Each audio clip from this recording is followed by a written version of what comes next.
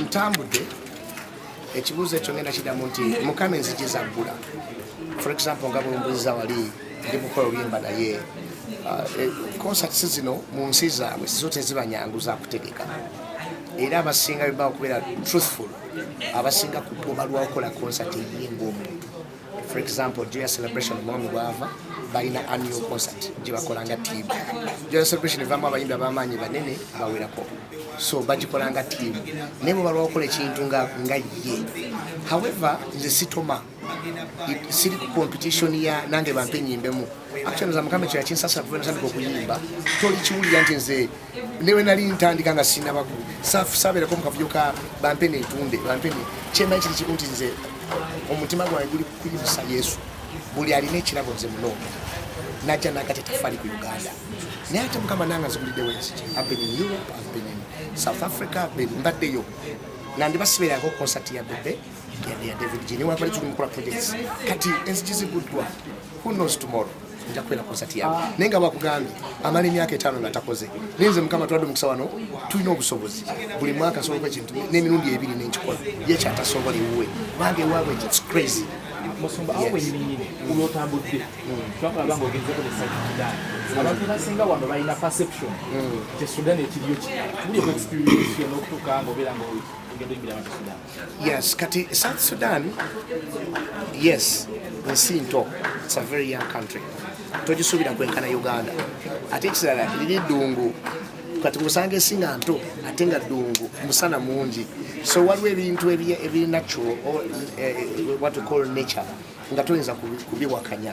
Omusana mungi ate ensi nto ekula bukuzi naye Sudan abantu bayo balungi ate nabuuzizza census ya Uganda ne bangamba nti bakola census ennaku ezo ne babala bana Uganda bali mu South Sudan ne babala million 5 million Ugandans abali mu South Sudan.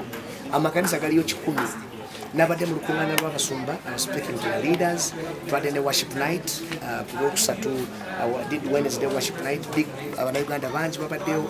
So Uganda is a good country. Another thing I liked about it, wano traffic police bakuyimiriza omusikale bakuyimiriza bw'oba musumba atakukinya nnyo. Here they don't even honor men of God. Naye e South Sudan kasitobera ne kola oba n'owanjuyamu omusumba, they treasure God, they love God.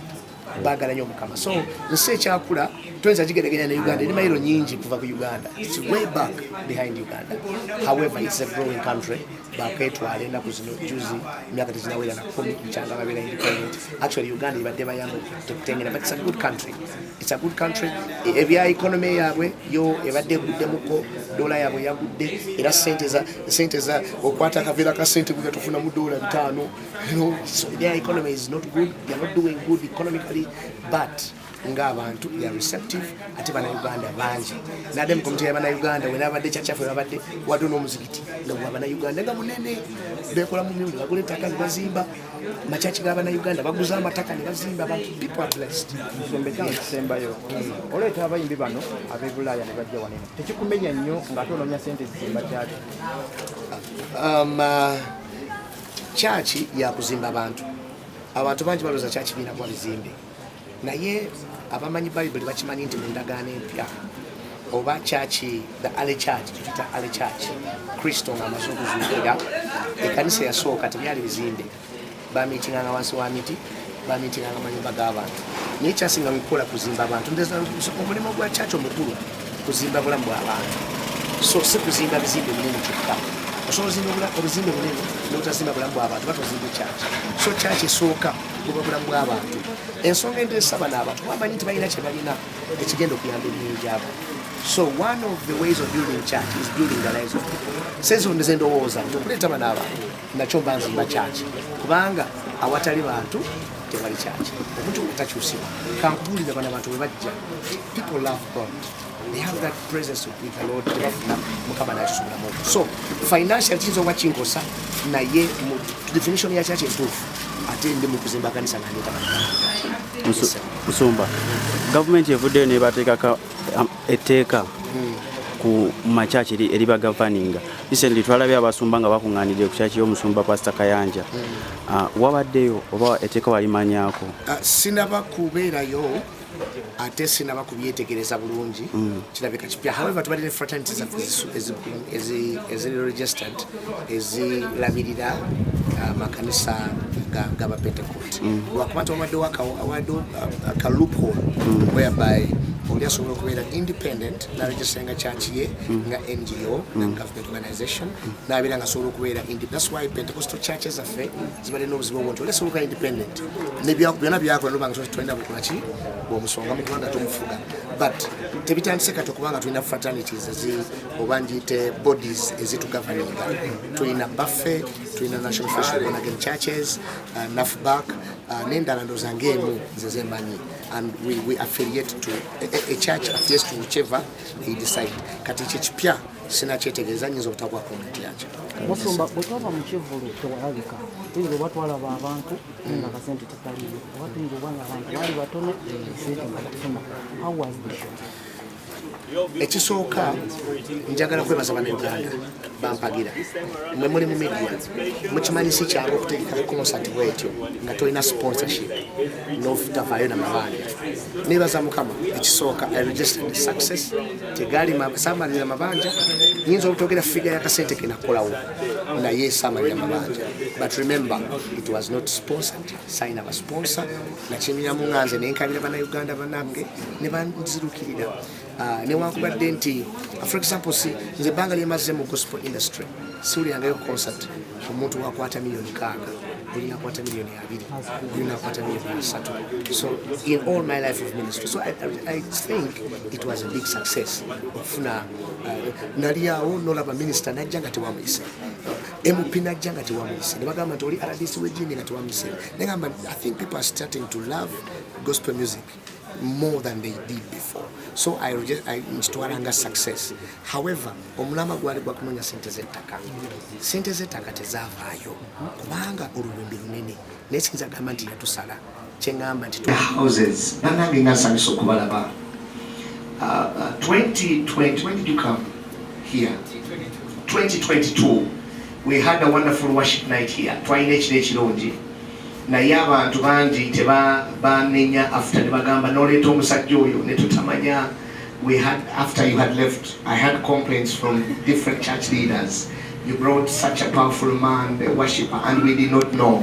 So kuguno mulundi nagambye nti kamba yite mikwano gyange munyambe muntegereze ku Uganda bali eyo nti okusinza kwakomya mu kibuga international nze ndi musinza nze ng'omuntu ne bw'otampa mmere ne bw'ompa omwaganya okubeera mu maaso ga Mukama ne muyimusa. It is the most the best thing I can ever do. Nandi mulamu, I love worshiping the Lord. Now tuli bamukisa tukyazizza abasajja bakatonda bano babiri leero bebekulu yatuuka ku nsajjo tubadde naye tugenda kubeera naye ennaku eziwerako era nzikiriza Mukama tujja kuba tutambula different stations nga media houses nga tubategeeza nga bwe tulina ekiro ekyokusinza si kiro okawungeza kukusinza actually weekend y'okusinza okutandika nga 10 tugenda kubeera ku Imperial Royal ejja kuba corporate setting emitwalo 10 okuyingira emitwalo akakadde kamu abantu banakapo amanya family y'abantu abana ate table ey'omunaana ya million 2 ku Imperial Royal. Tukoze setup ya abagamba sagala kugenda mu bantu bangi sagala kugenda mu kavuyo kabangi gwe okuyingira kwa mitwalo 10 oba abantu 4 miliyoni 1 oba abantu 8 miliyoni 2. Mukama akuwa omukisa. Then ku Sunday nga 12 tujja kuba kasawo betwali luli okuyingira kwa bwerere. Singa temwali costs zino njo yokusasula tiketi zaabwe obalina okulya balina okutambula olina okusasula ebyuma olina okusasula abakubi mwali badde temusasulirako ddala ne Imperial Royal because ez'okusinza kwagala nero costs zino entono. That's why tutadde ya Imperial Royal ejja kusasula akasente katuyambe okukwata ku bino ebirala. Then ku Sunday buli ayagala Kristo abayimbi bafa bano we bali Pastor Wilson agenda kubeerawo batono betugenda okukulembera nabo okusinza nze wendi naye gana amafuta getukyaziza you don't need to miss. Ate tolina kyewekwasa kubanga kyabwerere. Sunday nga 12 tutandika sawa 10 akawungezi okutuuka eyo sinza bagamba tumala meka oba zinaaba 4 oba zinaabira 6 naye nsabye bwemala kusaba Sande kwata akamotoka kwata bodaboda kwata akagaali tambuza ebigere tuuka ku Family Life Church wani Kawempe tutandika ssaawa 10 okutuuka nga tumaliriza. Next week ku Lwokusatu omuyimbi omulala bamuyita David G mulungi nnyo era nja kuyita baganda bange bano aba media houses mujjeera mu final rehearsal yaffe nga tubalina wano ababiri nange nja kubeerawo.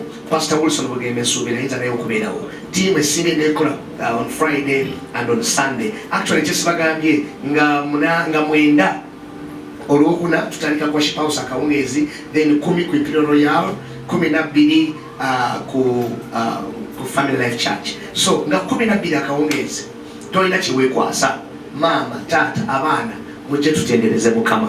Ensonga ki tetuna kye fundraisinga mumanyi nti bwokola ekintu unoonya sente za kino sente za kiri ffe tetulina kye tunoonya kimu Uganda eyimusa Yesu waggulu tunoonya kuyimusa Yesu waggulu. That's why okuyingira kwabwe era bagambye singa nalina sente zonna ne ku Imperial Royal nayisa abagaga ne bayingira bwereere naye wakigwa alina sente tosasula n'owomukisa abasajja ba Mukama. So Imperial Royal okuyingira kwa mitwalo 10 table eya 8 ya milioni 2. However family y'abantu 4 milioni 1. Mukama kumpi n'omukisa mbesunze nnyo munzikirize neebaze media houses Ivory tusereeti nintandikidde ku gwe abambi bukedde abani poze kyaliyo abani yawumula mwagipozinga bukedde NBC Sanyuka n'endala zesinategeera ezize Spark TV Google TV KTV gwepoze lwawa Rest TV Spirit TV bananga mwena sanyuse mwebale kukirizanga nga tubayise. Kale, this is a simple thing. Help us tell the world that the anointing is in Uganda. The anointing of worship, the anointing of praise. And on the 12th, we are going to lift Jesus up. Mukama bampero mkisa. Ndoza babuze kububuza. Agambe ko hello, isn't it? Would you just say hello to our people? Hallelujah. Glory to God. It's such an honor to be here. Thank you so much, my brother, Pastor Trina Herbert, for hosting me here in this beautiful, beautiful country. I have missed this country. Amen. And just in case it was not clear already, I love Uganda. I love the people of Uganda. I love the food in Uganda. I love everything, the birds, the animals, every little thing I love about Uganda, and I've missed you. So it's going to be a great time in the presence of the Lord. I come here with one clear message. My mandate is to praise Jesus in all nations. There is no funny business, no hidden agenda. I am a child of God. I love Jesus with all of my heart, and I'm here to encourage people to show that God can still lift you up, no matter your situation, no matter where you come from. It shall be done. I am a living testimony.